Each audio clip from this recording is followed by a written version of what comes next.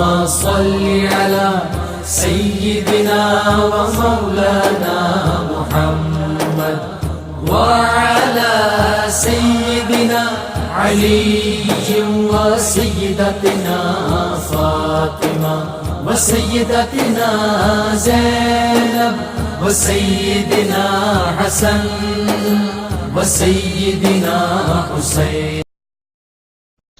اعوذ باللہ من الشیطان الرجیم. بسم اللہ الرحمن الرحیم.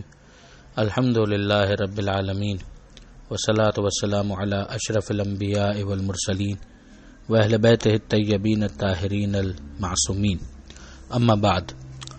سورہ مبارکہ آل عمران آیت نمبر 63 سے 70، 63 سے 70.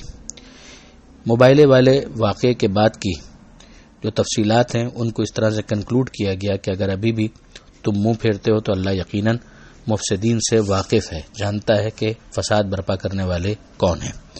جو اگلی آیت ہے اس میں ہم دیکھتے ہیں کہ پروردگار عالم نے ایک کامن ڈینومینیٹر یا مشترک جو ایک پلیٹ فارم ہو سکتا ہے توحید کا، اس پر اتحاد کی دعوت دی کہ اے حبیب ان سے کہہ دیجئے کہ اہل کتاب یعنی خاص طور پہ یہود اور نصارہ کہ تعالوا الی کلمۃ سواء بیننا و بینکم، کہ آ جاؤ ہم اور تم اس نقطے پر متفق ہو جائیں جو ہمارے اور تمہارے درمیان مشترک ہے. اور اس کو پھر بیان بھی کیا گیا، اور وہ یہ کہ اللہ نعبد الا اللہ، کہ ہم اللہ کے سوا کسی کی عبادت نہ کریں، ولا نشرک بہ شیئا، اور نہ ہی اس کے ساتھ کسی کو شریک قرار دیں، ولا یتخذ بعضنا بعضا اربابا من دون اللہ، اور ہم میں سے ایک دوسرے کو اللہ کو چھوڑ کر رب یا ارباب اسی کی جمع ہے شمار نہ کریں.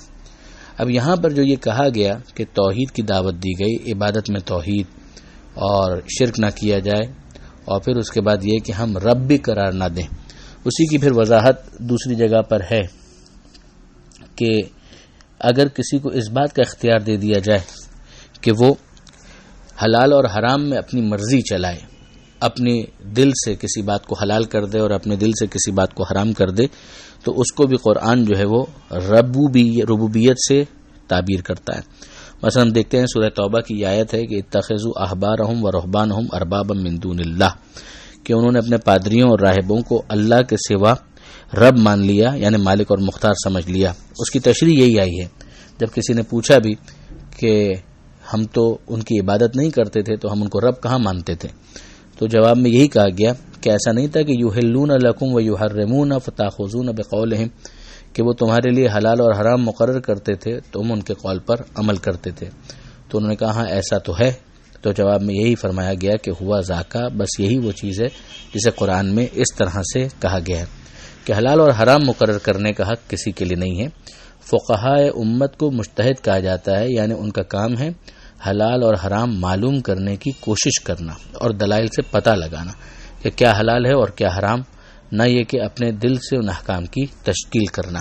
تو یہاں پر یہ ایک باٹم لائن بیان کی گئی کہ یہ ہمارے اور تمہارے درمیان مشترک بات بن سکتی ہے اگر تم اس پر قبول کر لو، اس کو ایکسیپٹ کر لو. اور اگر پھر بھی تم منہ پھیرتے ہو تو پھر یاد رکھو کہ ہم مسلمان ہیں، ہم مسلم ہیں. اب یہیں سے پھر وہ بحث مسلم، یہودی، نصرانی اور پھر جناب ابراہیم علیہ السلام کا کیا کس سے تعلق بنتا ہے وہ بات شروع ہو جاتی ہے. اس لیے کہ خود حضرت ابراہیم علیہ السلام ایک بہت محترم شخصیت کے طور پر ایون مشرکین کے درمیان بھی مشہور تھے، یعنی مشرکین بھی مکہ میں حضرت ابراہیم علیہ السلام کا نام بڑے احترام سے لیا کرتے تھے، اگرچہ وہ منحرف ہو چکے تھے، مگر یہ انحراف کسی نہ کسی شکل میں تو یہودیوں میں بھی تھا، نصرانیوں میں بھی تھا، مگر وہ بہرحال اہل کتاب شمار ہوتے تھے. تو اب یہاں پر بات یہ ہوئی کہ یہودیوں اور عیسائیوں نے اپنے تئیں اپنے آپ کو حضرت ابراہیم علیہ السلام سے جوڑنا شروع کر دیا، اور ایک نے کہا کہ ابراہیم یہودی تھے، دوسرے نے کہا کہ ابراہیم جو تھے وہ عیسائی تھے. تو یہاں پر اب کلیریفائی کیا جا رہا ہے کہ اہل کتاب تم کیوں بحث کرتے ہو ابراہیم کے بارے میں جبکہ توریت اور انجیل بعد میں نازل ہوئی ہیں، اور کیا تم عقل استعمال نہیں کرتے؟ اب آج سے اگر آپ دیکھیں تو تقریباً 4000 سال جناب ابراہیم علیہ السلام کو ہو چکے ہیں، 2000 سال حضرت عیسیٰ علیہ السلام کو ہو چکے ہیں، اس سے اور پیچھے 1000 سال چلے جائیے تو حضرت موسیٰ علیہ السلام کو ہو چکے ہیں.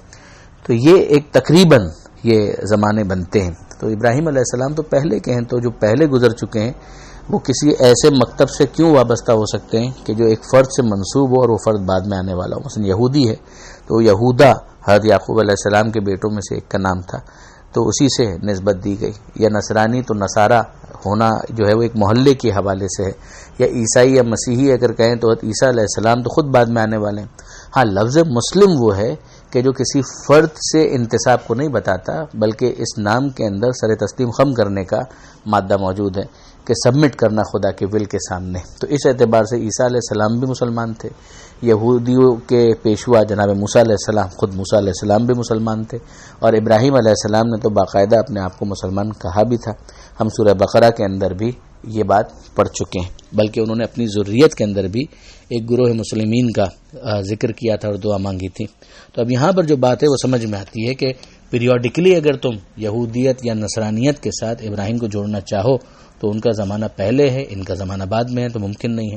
اب اس کے بعد پروردگار عالم نے گویا اگلی آیت کے اندر تھوڑا سا سافٹلی ایک طنز بھی کیا کہ اب تک جو باتیں تم کرتے تھے اس میں تو کچھ تمہارے پاس علم تھا. اب وہ علم بھی جو تھا وہ کمپاؤنڈ اگنورنسی ہے، جہل مرکب ہے. عیسیٰ علیہ السلام کی عظمت پر گفتگو کرتے کرتے انہیں خدا کا بیٹا کہہ دینا اور اسی طریقے سے دوسرے معاملات. اب یہاں پر کہا جا رہا ہے اس معاملے میں تو گویا تمہیں بالکل ہی علم نہیں ہے، اللہ جانتا ہے اور تم نہیں جانتے. صراحت کے ساتھ کہا گیا نہ ابراہیم یہودی تھے ولا نصرانین اور نہ ہی نصرانی تھے بلکہ کانا حنیفن مسلمہ وہ کھڑے مسلمان تھے. حنیفن یعنی کھڑے، بالکل بھی شرک کی آمیزش ان کے اندر نہیں تھی. وما کانا من المشرکین. اور ابراہیم سے اب قریب کون ہو سکتا ہے؟ صرف نام جوڑنے سے کوئی قریب نہیں ہو جائے گا بلکہ وہ کہ جو ان کا اتباع کرتا ہے. اور یہ نبی یعنی خود پیغمبر اکرم صلی اللہ علیہ وآلہ وسلم کو کہا گیا کہ یہ جتنے قریب ہیں اتنا تو کوئی قریب نہیں ہو سکتا. اور وہ جو ایمان لے آئے ہیں اور اللہ صاحبان ایمان کا سرپرست ہے، مومنین کا ولی ہے.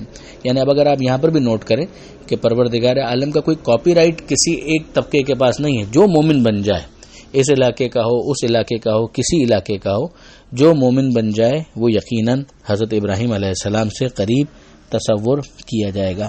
اب اسی آیت سے استدلال کرتے ہوئے باقاعدہ امیر المومنین حضرت علی علیہ السلام کی ایک حدیث بھی ہے. فرماتے ہیں کہ پیغمبر کا دوست وہ ہے، یعنی اصول نہیں بدلے گا. اس آخری رسول کا بھی دوست وہ ہے جو خدا کی اطاعت کرے چاہے اس سے کوئی رشتہ داری نہ ہو، اور پیغمبر کا دشمن وہ ہے جو خدا کی نافرمانی کرے چاہے انتہائی قریبی رشتہ دار ہو. اب اگر پیغمبر سے ایک قربت ہے تو اس قربت کا ایک احترام ہوگا، سیادت کا ایک احترام ہوگا. مگر خدا نہ کرے اگر کوئی ایمان ہی سے دور ہو جائے تو پھر ظاہر ہے کہ یہ رشتہ داری بھی فائدہ دینے والی نہیں ہے، جس کی بہت ساری مثالیں تاریخ کے اندر دیکھی جا سکتی ہیں. اب اس کے بعد اگلی آیت کے اندر ہم دیکھتے ہیں کہ پروردگار عالم فرماتا ہے کہ یہ اہل کتاب جو ہیں ان میں سے ایک گروہ وہ ہے کہ جس کی خواہش یہ ہے کہ تمہیں گمراہ کر دے.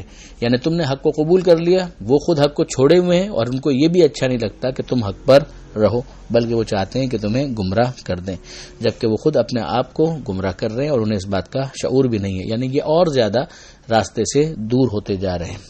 اور پھر آخری آیت جو صفحے کے اوپر ہمیں نظر آتی ہے اس میں پھر اہل کتاب کو مخاطب کیا جاتا ہے کہ تم کیوں اللہ کی آیتوں کا انکار کرتے ہو. یعنی باوجود اس کے کہ تم اپنی کتاب کے اندر دیکھ بھی رہے ہو کہ اس آخری نبی کی نشانیاں موجود ہیں اور پھر تم واپس اس کا انکار کرتے ہو جبکہ تم خود اس بات پر گواہ ہو. یعنی ایسا نہیں کہ معاملہ تم پر مخفی ہے. اب اس کے بعد جو اگلی آیتیں ہیں اس میں بھی اہل کتاب کو اسی طرح کی تنبیہ کی جا رہی ہے، مگر وہ اگلے صفحے پر بات آئے گی آیت نمبر 71 سے. انشاءاللہ اس کو کل ڈسکس کریں گے. پروردگار عالم سے دعا ہے قرآن سمجھنے اور اس پر عمل کرنے کی توفیق عطا فرما اور وارث قرآن امام زمانہ کے ظہور میں تعجیل فرما. وآخر دعوانا ان الحمد للہ رب العالمین. والسلام علیکم ورحمۃ اللہ وبرکاتہ.